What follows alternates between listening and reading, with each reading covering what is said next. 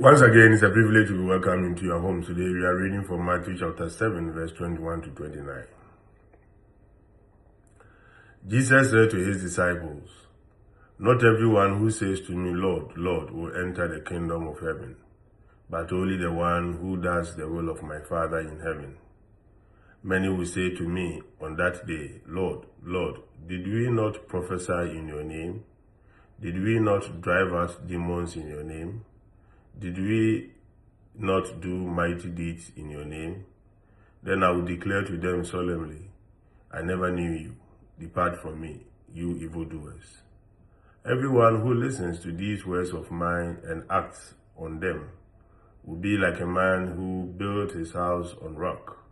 The rain fell, the floods came, and the winds blew and buffeted the house. But it did not collapse. It had been set solidly on rock. And everyone who listens to these words of mine but does not act on them will be like a fool who built his house on sand. The rain fell, the floods came, and the winds blew and buffeted the house. And it collapsed, and it was completely ruined." When Jesus finished these words, the crowds were astonished at his teaching, for he taught them as one having authority and not as their scribes. The two houses that Jesus describes in the parable look the same. To the external observer, there would have appeared to be no difference between the two buildings. Yet there was a crucial difference between them, even though it was not immediately visible. It only became visible when the storm struck. It was only then that it became evident that these two identical houses were resting on very different foundations. One house withstood the storm, and the other collapsed. In the case of these two houses, what was invisible was far more significant than what was visible.